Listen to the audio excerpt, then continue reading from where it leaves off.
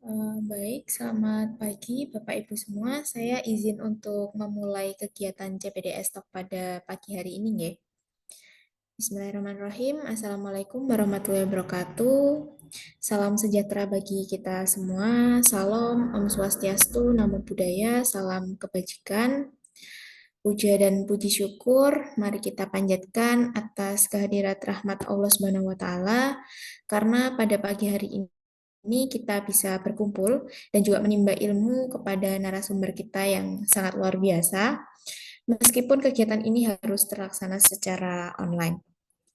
Yang saya hormati pemateri kita pada pagi hari ini Mbak Eva, yang saya hormati teman-teman panitia dan serta Bapak Ibu semua yang sebagai peserta yang telah hadir pada kegiatan CPDS Talk pada pagi hari ini.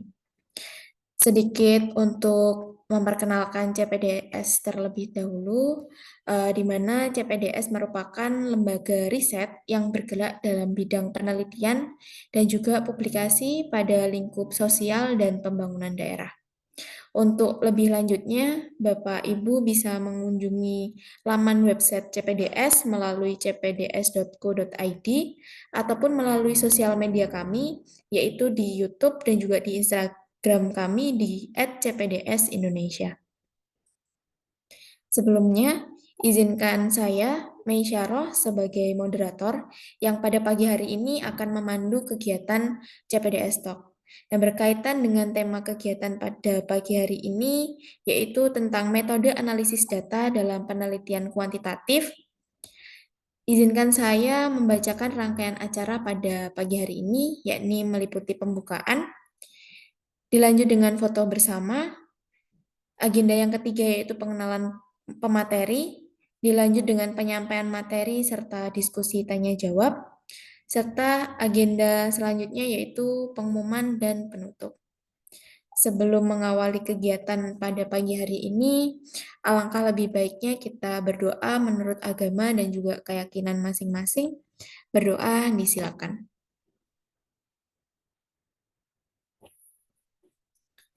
Berdoa selesai. Selanjutnya dimohon untuk Bapak Ibu peserta untuk mengaktifkan kamera. Kita melakukan sesi dokumentasi bersama-sama. Saya minta bantuan untuk operator mengcapture ya.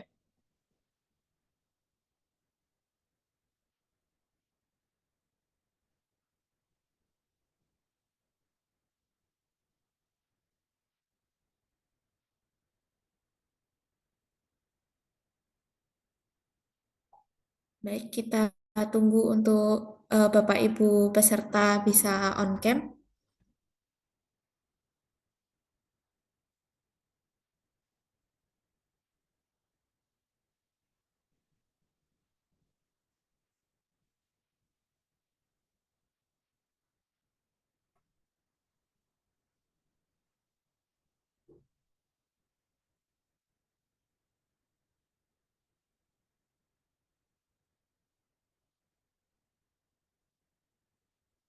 Oke, mungkin bisa kita lakukan sesi foto bersama terlebih dahulu.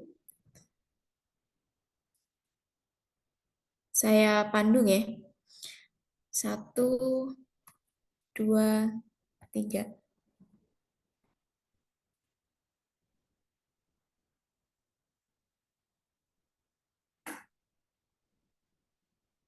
Baik, diucapkan terima kasih. Memasuki agenda selanjutnya yaitu pengenalan pemateri.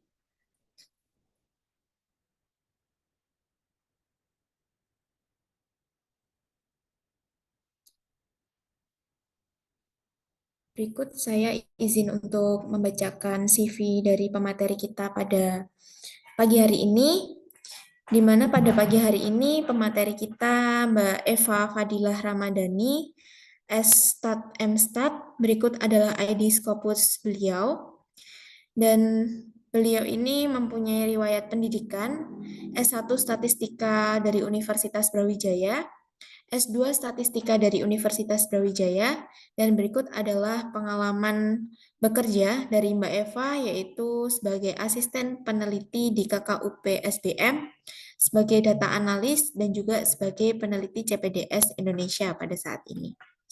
Dan berikut adalah pengalaman penelitian beliau, yaitu tentang ensemble analisis diskriminan. Yang kedua, perbandingan efisiensi analisis diskriminan.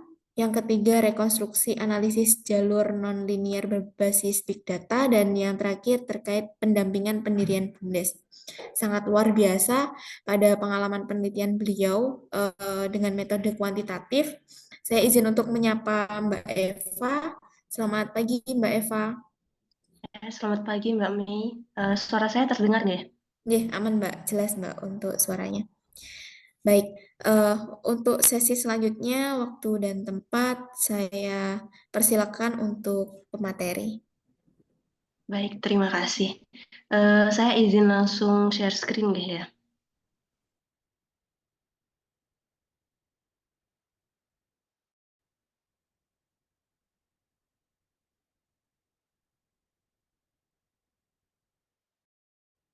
Em, Sebelumnya, nggih. Assalamualaikum warahmatullahi wabarakatuh. Selamat pagi Bapak, Ibu, dan rekan-rekan sekalian. Terima kasih telah bergabung dalam webinar CBDS Talk hari ini. Senang bisa bertemu dengan Bapak, Ibu, dan rekan sekalian. Perkenalkan, nama saya Eva Fadilah Ramadhani, dan hari ini untuk CBDS Talk series ke-6, kita akan berdiskusi terkait dengan metode analisis data dalam penelitian kuantitatif. Topik ini sangat penting terutama bagi yang sedang atau akan melakukan penelitian. Dalam sesi ini kita akan membahas mulai dari dasar-dasar penelitian kuantitatif hingga teknik analisis statistik yang tepat. Apabila Bapak Ibu memiliki pertanyaan selama presentasi, bisa ditulis di kolom komentar atau dicatat dan nanti kita akan diskusikan di sesi tanya jawab. Baik, kalau begitu saya izin memulai terkait dengan diskusinya, nggih. Jenis penelitian pada umumnya itu dapat dibagi menjadi tiga, kualitatif, kuantitatif, dan mixed methods. Yang pertama, penelitian kualitatif. Penelitian kualitatif ini digunakan untuk memahami fenomena sosial dengan menggali makna, pengalaman, dan persepsi dari subjek yang diteliti.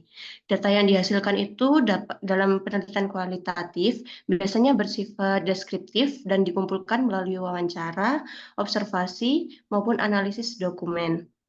Selanjutnya, kita memiliki penelitian kuantitatif yang menjadi fokus utama kita hari ini. Penelitian kuantitatif ini berfokus pada penggalian informasi terhadap suatu pengetahuan didasarkan pada data. Penelitian ini melibatkan variabel yang bisa diukur dalam angka, sehingga data dapat dianalisis menggunakan prosedur statistika. Dan yang terakhir adalah mixed methods, yang yaitu pendekatan yang menggabungkan kualitatif dan juga kuantitatif dalam satu penelitian. Dengan menggabungkan kedua pendekatan ini, peneliti dapat memperoleh pemahaman yang lebih tentang fenomena yang diteliti. Perlu digarisbawahi bahwa di mixed methods ini bukanlah sebuah perbandingan, di mana kita membandingkan hasil yang lebih baik antara hasil dari kualitatif maupun kuantitatif, melainkan kedua penelitian ini dilakukan secara sekuensial.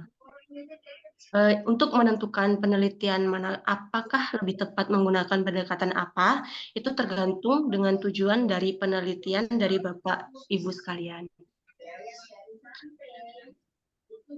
Sekarang kita akan masuk ke dasar dari penelitian kuantitatif, yaitu statistika. Apa itu statistika? Statistika adalah ilmu yang berkaitan dengan tata cara atau metode pengumpulan data, analisis, interpretasi hasil, dan penyajian data untuk diambil kesimpulan.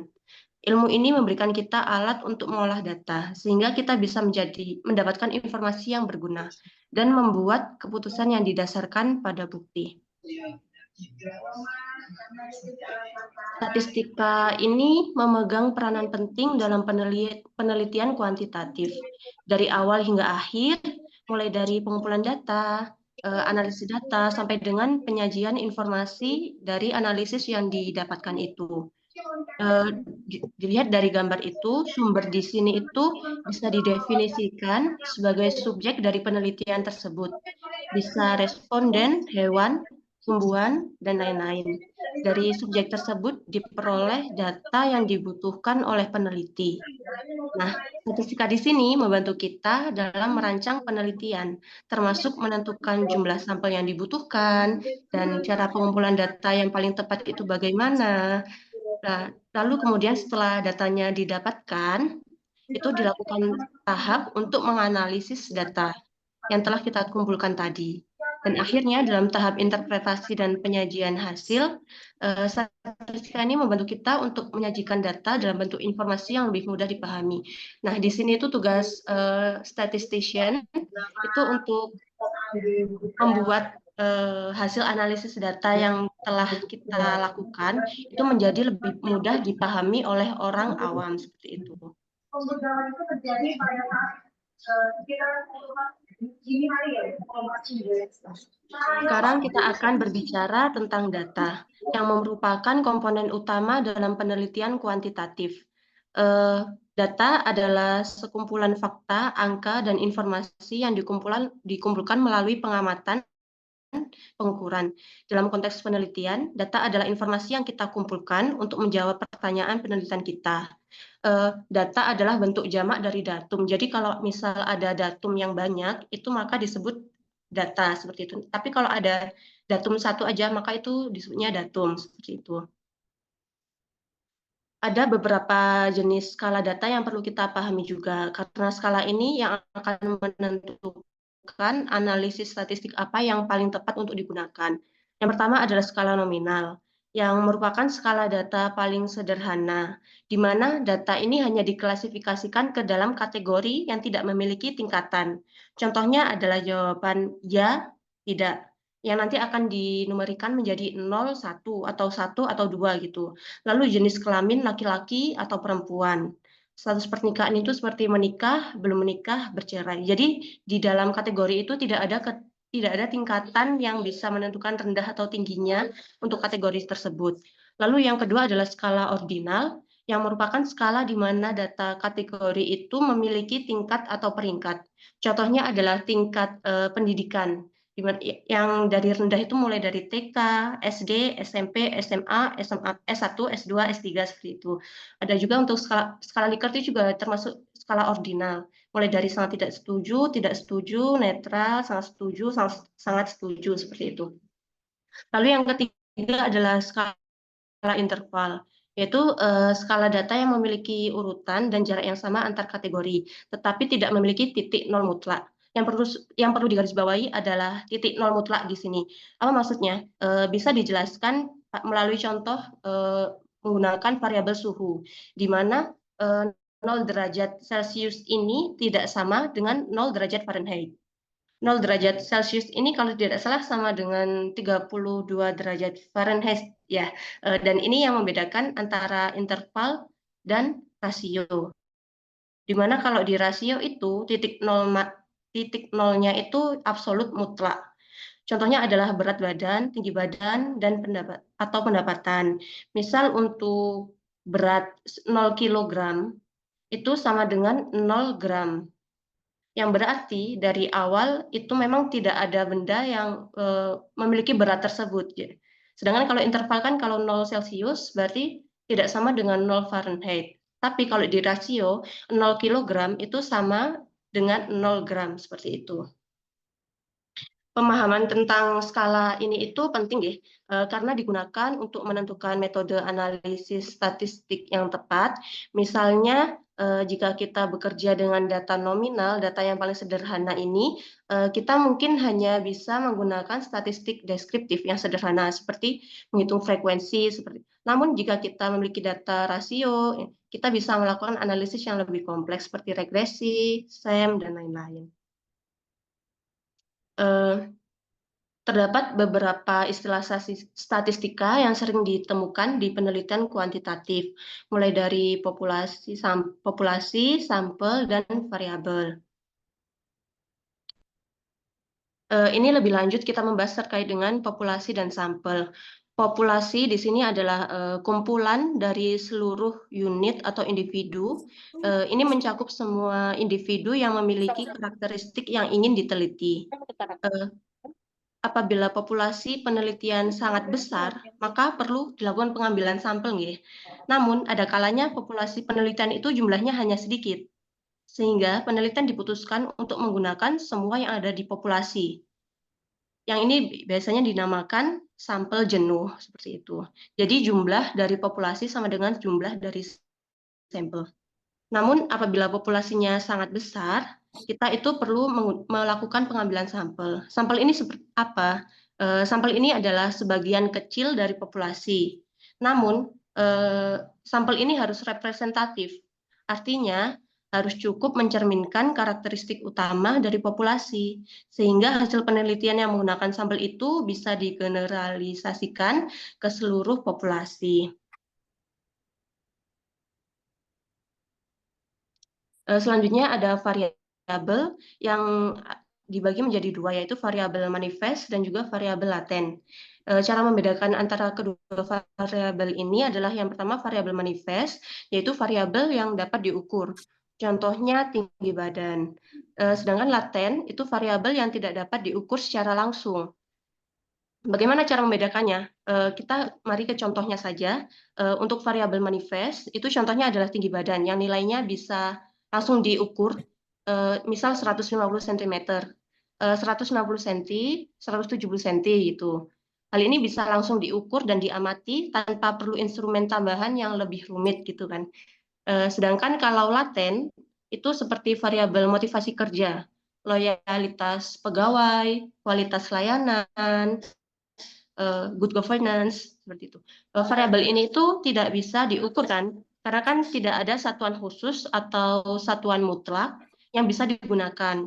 Oleh karena itu digunakanlah perlu bantuan instrumen penelitian yang biasanya kita sebut dengan kuesioner.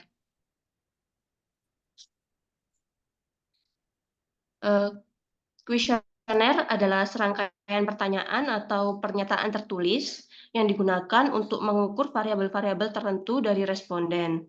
Ada berbagai jenis kuesioner yang bisa kita gunakan, tergantung pada apa yang ingin kita ukur dan bergantung pada tujuan penelitian kita. Pertama, ada kuesioner dengan pertanyaan terbuka. Ini itu di mana responden bebas menulis jawaban mereka sendiri. Misalnya, bagaimana pendapat Anda tentang kualitas pelayanan yang Anda terima di rumah sakit ini? Jadi di sini itu tidak ada jawaban yang terstruktur dari respondennya, karena di sini seperti berupa pertanyaan esai gitu. Oleh karena itu, pertanyaan terbuka ini memungkinkan responden untuk memberikan jawaban yang lebih rinci dan lebih luas. Tapi karena jawaban tiap responden itu tidak memiliki struktur format yang seragam, maka data akan lebih sulit untuk dianalisis secara statistik. Oleh karena itu, pertanyaan terbuka itu lebih sering digunakan untuk penelitian kualitatif. Yang kedua adalah kuesioner dengan pertanyaan tertutup, di mana responden perlu memilih jawaban dari pilihan yang sudah disediakan oleh peneliti. Misalnya untuk pernyataan, saya puas dengan layanan pelanggan yang diberikan. Dengan pilihan jawaban ada 5, sangat tidak setuju, netral, setuju, sangat setuju. Jadi di sini responden itu hanya perlu memilih salah satu jawaban saja yang paling sesuai dengan pengalamannya atau dengan persepsinya, seperti itu. Kuesioner dengan pertanyaan tertutup ini memudahkan kita untuk mengumpulkan dan menganalisis data. Karena jawabannya itu kan sudah terstruktur dan seragam. Misal kayak ada 10, dari 50 ada 10 orang yang memilih sangat tidak setuju. Lalu ada 30 orang yang memilih setuju dan sisanya memilih sangat setuju, seperti itu. Jadi jawabannya itu seragam, jadi lebih gampang untuk dinumerikan. Kalau misal ini ada 5 kategori jawaban, maka nanti bisa dinumerikan menjadi angka 1, 2, 3, 4, 5, seperti itu. Dan yang terakhir itu ada jenis kuesioner campuran, di mana yang menggabungkan pertanyaan terbuka dan tertutup. Jenis ini itu memungkinkan kita untuk mendapatkan data kuantitatif dan kualitatif secara sekaligus.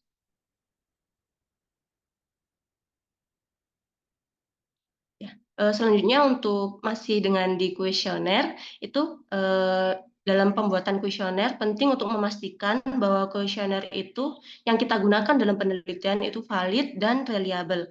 Apa itu yang dimaksud dengan valid? Yang dimaksud dengan valid itu yaitu mampu mengukur hal yang sebenarnya diukur.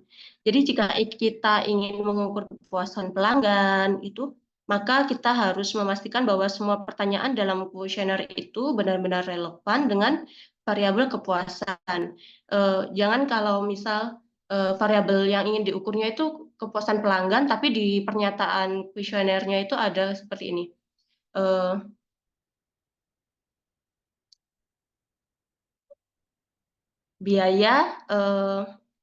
Biaya operasional tidak memenuhi seperti itu. Lalu untuk biasanya di sini itu dianalisis menggunakan Pearson correlation.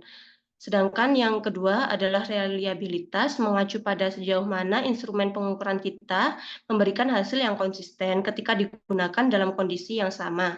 Misalnya jika kita mengukur kepuasan pelanggan hari ini dan mengukur ulang kepuasan pelanggan itu minggu depan, tapi dengan kondisi yang sama, seharusnya hasilnya adalah sama. Ini yang disebut dengan reliable. Sedangkan untuk reliabilitas ini sering diuji dengan menggunakan alpha Cronbach. Lalu untuk tahapan dalam penyusunan kuesioner, yang pertama adalah setelah kita menentukan variabel apa yang ingin kita ukur, kita harus mencari definisi operasional variabel atau biasa yang kita sebut dengan DOV. Kita harus mencari previous research yang relevan untuk mencari indikator-indikator yang menggambarkan variabel tersebut. Lalu memilih model skala yang paling umum digunakan untuk skala di kuesioner itu adalah skala Likert. Mungkin ada satu skala lagi, itu skala Goodman, yaitu ya atau tidak untuk pilihan jawabannya yang akan menghasilkan data skala nominal. Lalu setelah memilih model skala, lalu kita merancang kuesioner, lalu dan menguji validitas reliabilitas. Berikut adalah contoh dari DOV untuk variabel kondisi fasilitas. Di sini saya mengutip dari Ciptono 2014. Untuk indikator yang menggambarkan variabel kondisi fasilitas ini terdiri dari 5 indikator, yaitu ketersediaan ruang, fleksibilitas, faktor estetik, masyarakat, serta biaya. Dari setiap indikator ini disusun item pertanyaan atau pernyataan yang akan digunakan untuk kuesioner. Misal untuk item ketersediaan lahan di indikator pertama, dapat dijadikan pertanyaan kuesioner seperti fasilitas ini berada di lahan yang mumpuni, atau untuk item biaya pembangunan di indikator yang terakhir, itu bisa dijadikan kuesioner seperti fasilitas ini menggunakan biaya pembangunan yang besar. Nanti di pilihan jawabannya bisa menggunakan skala Likert antara jawaban sangat tidak setuju atau sangat setuju. Setelah data diperoleh, tahap selanjutnya adalah analisisnya. Untuk analisisnya, untuk statistika itu dibagi menjadi dua, yaitu statistik deskriptif dan juga statistik inferensia. Di sini yang pertama adalah statistik deskriptif yang digunakan untuk menggambarkan data tanpa menarik sebuah kesimpulan tentang populasi. Tujuan utamanya dari statistik deskriptif ini adalah untuk menyajikan data agar lebih mudah dibaca.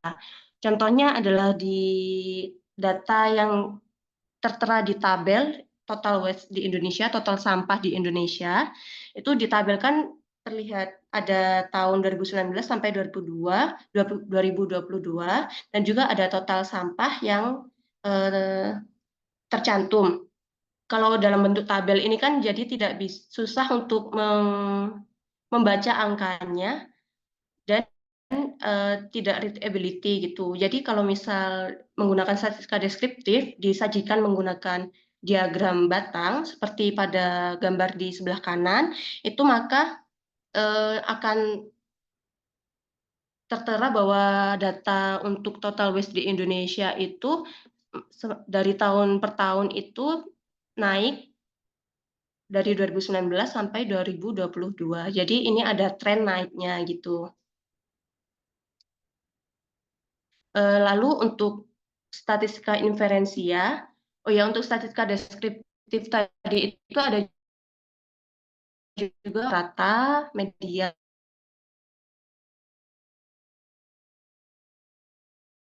itu. Mungkin untuk membuat kesimpulan sampel yang kita ambil, realisasi hasil dari sampel kecil ke populasi yang lebih besar. Pemilihan metode yang digunakan ini tergantung pada tujuan penelitian serta karakteristik data. Misal apabila ingin menguji pengaruh antar variabel, maka kita bisa menggunakan regresi, analisis jalur, atau SEM. Apabila tujuannya untuk peramalan, maka bisa menggunakan ARIMA atau exponential smoothing.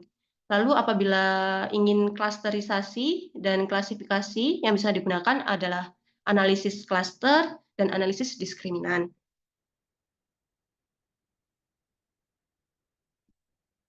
Dalam pemodelan statistika, kita dapat memilih berbagai model analisis sesuai dengan tujuan dari penelitian. Di sini ada variabel independen dan juga ada variabel dependen. Variabel independen ini biasa kita sebut dengan variabel X, yaitu variabel yang mempengaruhi, sedangkan variabel dependen ini biasanya kita sebut dengan variabel Y atau variabel yang dipengaruhi. Jadi di sini itu variabel Y itu tidak bebas, karena dia selalu dipengaruhi oleh variabel independennya seperti itu. Lalu ini juga ada yang namanya variabel mediasi dan juga moderasi. Variabel mediasi ini tuh adalah variabel perantara antara X dan juga Y. Jadi misal kalau ada X-nya itu mempengaruhi Y, terus Y-nya juga mempengaruhi variabel dependennya gitu. Jadi ada perantara di tengah-tengahnya. Sedangkan kalau variabel moderasi ini dapat memperkuat atau memperlemah pengaruh antar variabel. Jadi variabel independen, pengaruh antara variabel independen kepada variabel dependen itu dipengaruhi, kuat lemahnya itu juga dipengaruhi oleh variabel moderasi dalam model penelitian ini. Untuk analisis dalam pemodelan statistika ini ada beberapa yang paling umum untuk digunakan, yang paling sering digunakan yaitu seperti analisis regresi, mulai dari analisis regresi sederhana, analisis regresi berganda, lalu ada analisis jalur, lalu ada juga analisis PET. Untuk penentuan metode ini juga berdasarkan dengan asumsi dari data itu. Jadi kita harus melihat karakteristik datanya juga. Kalau misal datanya tidak memenuhi asumsi, jadi kita harus pertama yang kita lakukan adalah kita harus gimana cara menangani data itu biar masuk ke asumsinya gitu kan. Seperti kalau misal nggak normal, berarti kita transformasi. Kalau misal masih tetap nggak normal setelah transformasi, berarti analisis yang digunakan itu misal itu seharusnya menggunakan analisis regresi sederhana gitu ya, analisis regresi linier. Tapi kalau sudah tidak terpenuhi asumsinya, maka berarti analisis itu sudah tidak sesuai dengan datanya. Jadi mungkin bisa dilihat plot datanya itu, misal kalau berbentuk kurva berarti dia itu non-linier, atau datanya itu bertebaran di mana-mana yang nggak membentuk sebuah kurva, berarti itu menggunakan regresi non parametrik seperti itu. Ya, pemilihan model statistik ini dan analisis yang tepat sangat bergantung pada tujuan dan karakteristik data. Baik. Demikian sharing yang bisa saya sampaikan hari ini. Saya berharap penjelasan ini dapat membantu Bapak, Ibu, dan rekan sekalian dalam memahami lebih baik metode analisis data dalam penelitian kuantitatif. Saya juga ingin sekali lagi menekankan bahwa pentingnya memilih metode yang tepat untuk penelitian. Setiap langkah, mulai dari pemilihan sampel, pengambilan data, hingga analisis data, harus dilakukan dengan hati-hati agar penelitian dapat diandalkan dan valid. Terima kasih banyak atas perhatiannya. Saya izin kembalikan ke Baik, sangat ini ya.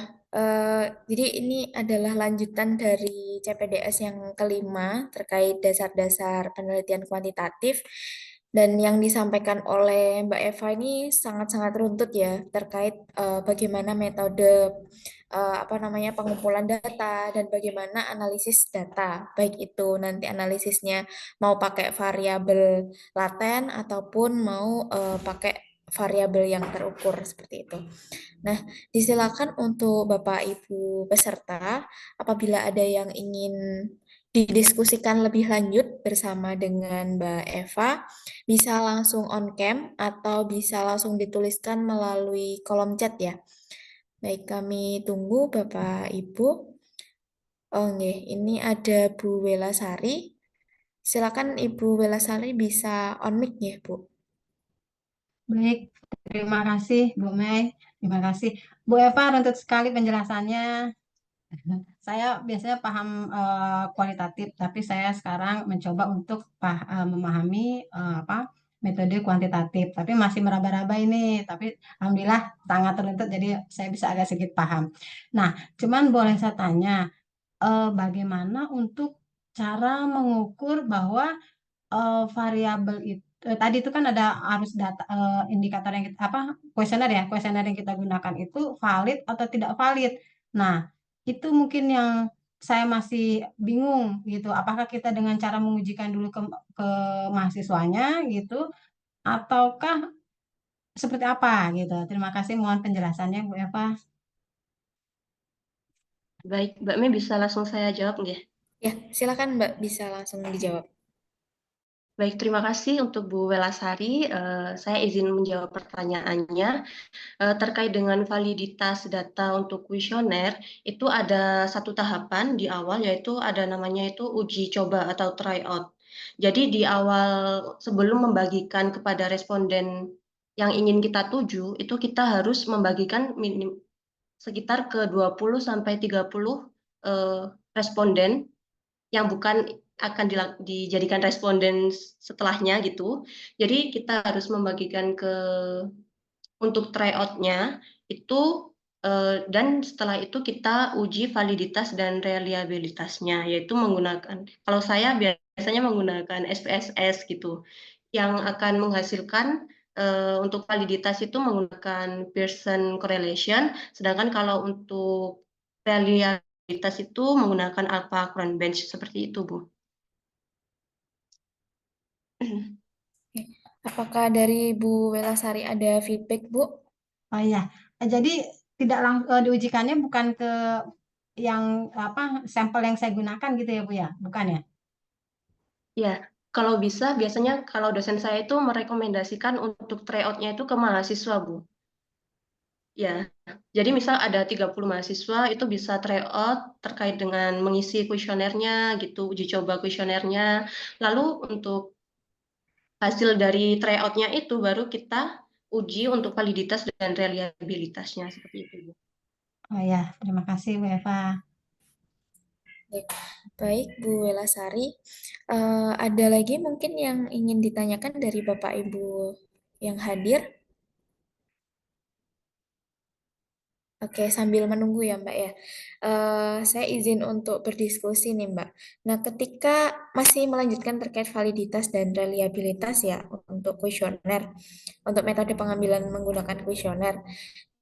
Nah, apabila nanti dari uji tryout-nya itu ada item atau pertanyaan, tadi kan ada contoh satu variabel, terus ada beberapa pertanyaan gitu ya Mbak ya. Nah, itu kalau misal ada beberapa item yang enggak valid, itu apa yang harus dilakukan kita sebagai peneliti Mbak? Ya, jadi kalau misal izin menjawab ya Mbak Mia. Jadi kalau misal setelah kita setelah data uji cobanya itu kita analisis, uji validitas dan reliabilitas, ada item yang tidak reliable gitu kan. Jadi misal ada beberapa item yang tidak sesuai dengan alpha Cronbench-nya seperti itu. Jadi item itu bisa dihapus. Kalau saya biasanya saya hapus kenapa saya bisa hapus? Karena dalam satu indikator yang telah saya sampaikan tadi, dalam satu indikator kan ada beberapa item, terdiri dari beberapa item. Dan itu saya usahakan satu indikator itu terdiri dari minimal 3 item pertanyaan. Jadi kalau misal ada satu pertanyaan yang saya hapus, maka masih ada 2 item pertanyaan lain yang bisa mewakili indikator tersebut. Jadi indikator itu tidak akan terhapus yang sesuai dengan teori yang previous research-nya, grand teorinya itu. Seperti itu, Mbak Mi. Ya. Oke, Mbak, baik. Berarti iya, silakan Bapak Ibu, ada yang ingin ditanyakan? Ini saya mau nanya Mbak, Oh, nggih. Silakan. Dengan siapa ini? dari Dinas PMD Kabupaten Oh, Pamekasan. nggih. Ya, ya. Silakan Bapak Ferry. Di kami di Dinas PMD kan ada yang namanya IDM, Indeks Desa Mandiri kan gitu. Ini ada yang paham juga nih, Mbak Dorotun paham biasanya, karena dia dulu sempat jadi pendamping Sakip di Kabupaten Pamekasan. Di kami kan ada 3 variabel yang saling mempengaruhi terkait IDM, yaitu IKE, Indeks Ketahanan Ekonomi, IKL, terkait lingkungan, IKS, dan terkait sosial. Nah, tadi kan yang dibahas seperti tadi untuk menentukan kuesionernya bisa dilihat dari tryout kalau mahasiswa kan gitu. Nah, kalau terkait di desa ini gimana? Oke, monggo Mbak Eva. Ya, izin menjawab nih Bapak E. Ya, terkait IKS, IKL, dan IKE-nya itu. Ya, terkait Valid enggaknya itu gimana? Terkait dengan pemilihan penentuan indikatornya, misal ada variabelnya itu bisa ditentukan melalui FGD gitu. Kalau misal FGD, ya, tadi kan misal di yang kuantitatif melalui kuantitatif itu kan melalui previous research gitu kan. Tapi ada beberapa variabel itu yang tidak ada previous research-nya, yang nggak ada di penelitian terdahulu. Jadi peneliti itu harus berdiskusi sendiri, bisa melalui FGD atau melalui pemikiran gagasan seperti itu untuk menentukan indikator dan juga item pertanyaannya seperti itu, Bapak. Kan kadang gini Mbak, di desa ada pendamping, takutnya ada main gitu dari pihak desa dengan pendampingnya itu untuk menaikkan nilainya. Itu yang bikin rancu. Ya, baik Bapak. Setelah kalau untuk uji validitasnya itu juga dilakukan secara melalui itu juga Pak, melalui uji validitas reliabilitas secara kuantitatif itu juga melalui SPSS itu juga Pak. Itu juga bisa di try out untuk diuji coba ke warga desanya seperti itu Pak, atau ke panitia atau ke surveyor atau ke pegawai yang dari desanya itu bisa dilakukan try out dengan beliau-beliau, lalu baru disebarkan ke responden-respondennya seperti itu Bapak. Oh gitu ya. Oke. Ya, makasih Mbak. Ya Bapak, terima kasih.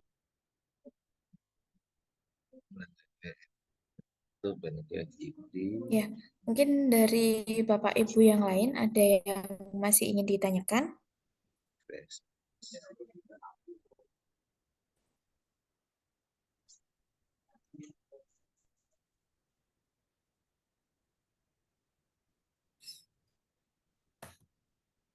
Ya, saya izin untuk bertanya lagi ya Mbak ya, berkaitan dengan kuesioner gitu kan. Tadi kan kuesioner ada yang kuesioner secara terbuka ataupun tertutup dan juga ada yang kuesioner campuran gitu. Nah, apakah perlu kita membuat suatu lembar kesediaan bagi responden untuk istilahnya jadi lembar kesediaan itu sebagai bentuk konfirmasi di awal apakah eh, Anda yang akan mengisi atau responden yang akan berpartisipasi untuk mengisi kuesioner itu bisa dengan jelas secara sukarela terus tidak berbohong dan menyampaikan informasi secara concern atau secara jujur apa adanya, itu perlu nggak Mbak kalau dalam pengambilan data menggunakan kuesioner ini? Oke, terima kasih Mbak Mei. Kebetulan saya sedikit cerita ya. Ada penelitian yang yang saya submit ke Kogen, itu nama publisher Kogen, itu pada revisinya dari editor itu selalu meminta kami untuk melampirkan ethical guideline. Ethical guideline itu seperti yang sudah Mbak Mei tanyakan tadi, yang merupakan konsen untuk respondennya gitu. Dan hal itu wajib dilakukan di bagian awal untuk kuesionernya. Jadi untuk setiap penelitian yang melibatkan manusia, human, gitu itu wajib mendapatkan konsen dari respondennya di awal pengisiannya. Seperti itu Mbak Mei. Oke, Mbak.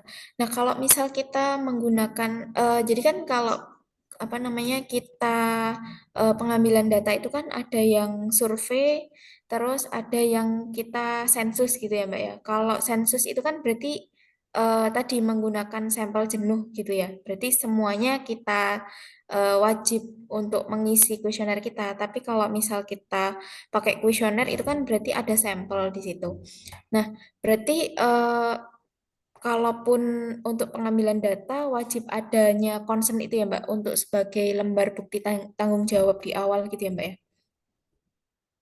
Iya, untuk setiap kuesioner, angket dan lain-lain, apabila melibatkan studi manusia yang mengisinya itu human, yang melibatkan manusia itu wajib di awal itu konsen seperti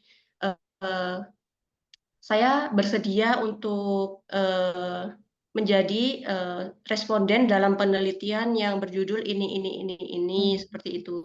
Jadi nanti di akhir tidak dipermasalahkan apabila seperti waktu penelitian yang saya submit di Kogen tadi, itu kan kalau misal kita belum ada ethical guideline kan pasti bakal ribet di akhir gitu kan. Soalnya ngurusnya bakal lumayan lama seperti itu, Mbak. Oke. Oke, siap Mbak. Baik. Mungkin dari Bapak Ibu yang lain ada yang ingin ditanyakan?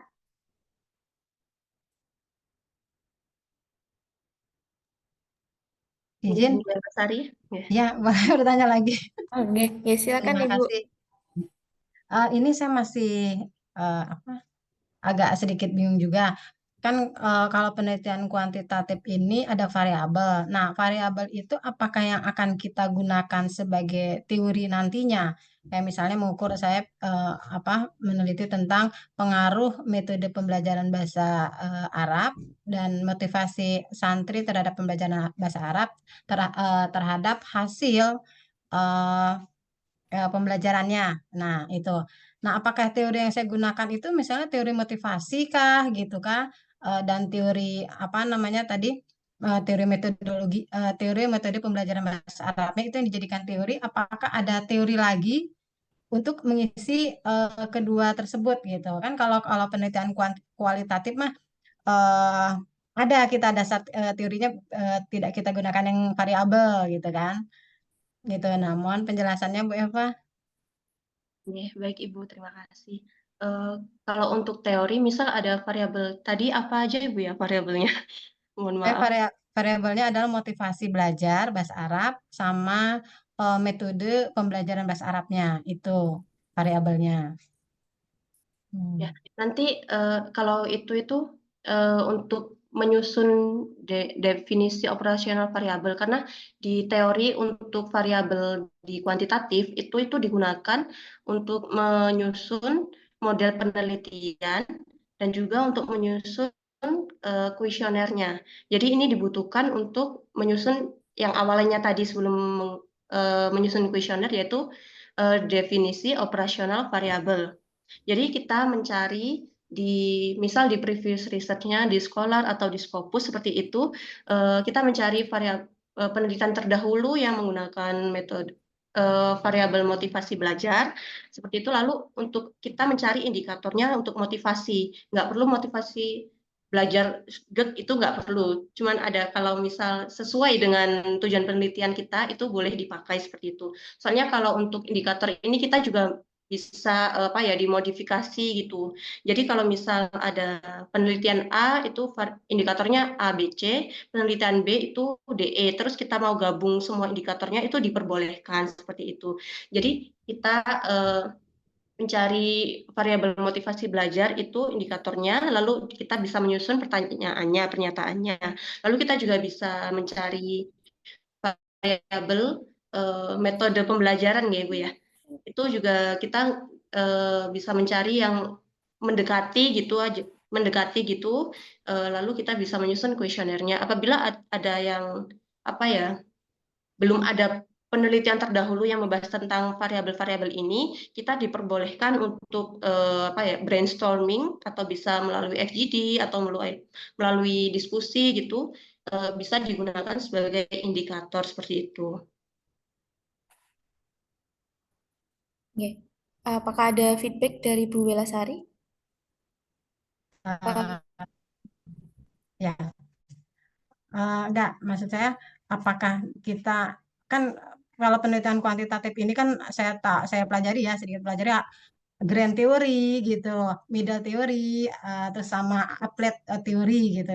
Nah, itu yang membuat saya bingung gitu. Kalau penelitian kualitatif tidak ada grand gitu, tapi langsung kita gunakan teori yang akan kita gunakan apa gitu. Nah, itu yang masih saya agak sedikit masih bingung gitu.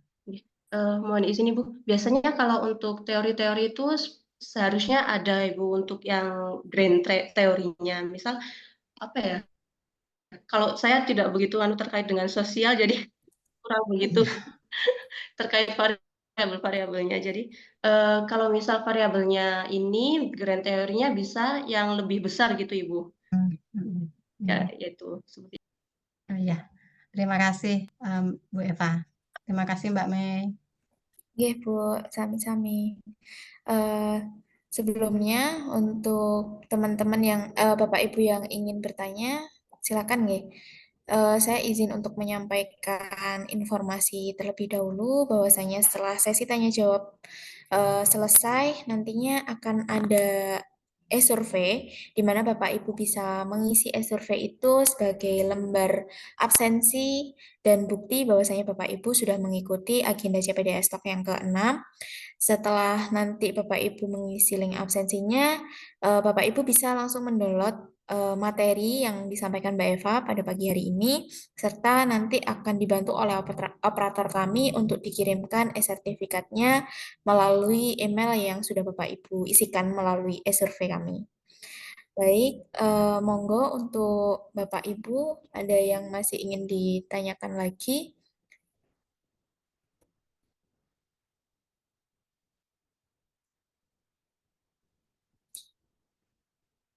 Oke, mungkin cukup nggih untuk diskusinya. Apabila nanti Bapak Ibu peserta ada yang masih ingin didiskusikan lebih lanjut berkaitan dengan penelitian kuantitatif ataupun penelitian kualitatif, silakan untuk Bapak Ibu bisa mengunjungi laman website kami di cpds.co.id atau bisa melalui Instagram kami, silakan untuk di-follow di @cpds Indonesia, serta nanti untuk record materi CPDS Talk yang ke-6 ini akan kami upload melalui YouTube kami di CPDS di YouTube di akun YouTube kami di CPDS Indonesia. Nah, untuk e-survey dan juga absensi bisa silakan Ibu dan juga Bapak bisa isikan. Untuk link absensi telah dikirimkan operator kami melalui kolom chat atau bisa melalui scan barcode yang ada di layar Zoom ini.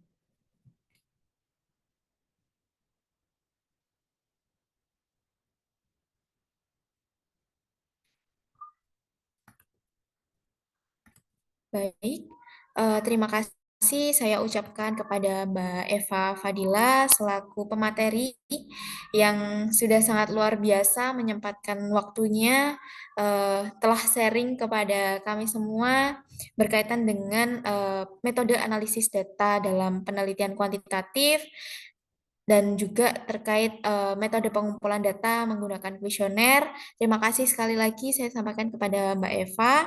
Dan saya juga izin menyampaikan ucapan terima kasih kepada Bapak, Ibu, dan juga rekan-rekan peserta yang telah meluangkan waktunya pada pagi hari ini telah mengikuti agenda CPDS Talk yang ke-6. Saya menghimbau untuk Bapak, Ibu, dan rekan-rekan semua bisa gabung dan memfollow Instagram di CPDS Indonesia, serta memberikan ulasan melalui Google. Dan saya izin menyampaikan ya, tadi untuk Bapak Ibu yang telah bertanya, akan dikirimkan voucher dari CPDS. Jadi nanti vouchernya itu bisa langsung menghubungi WA melalui admin CPDS ya, bisa diklaim. Saya juga turut mengucapkan terima kasih banyak kepada teman-teman panitia yang telah membantu suksesi pada agenda CPDS Talk pada pagi hari ini. Dan saya mohon maaf atas salah kata yang telah saya sampaikan dalam memandu jalannya acara pada pagi hari ini. Saya cukupkan untuk agenda CPDS Talk yang ke-6. Sekian, terima kasih. Wassalamualaikum warahmatullahi wabarakatuh.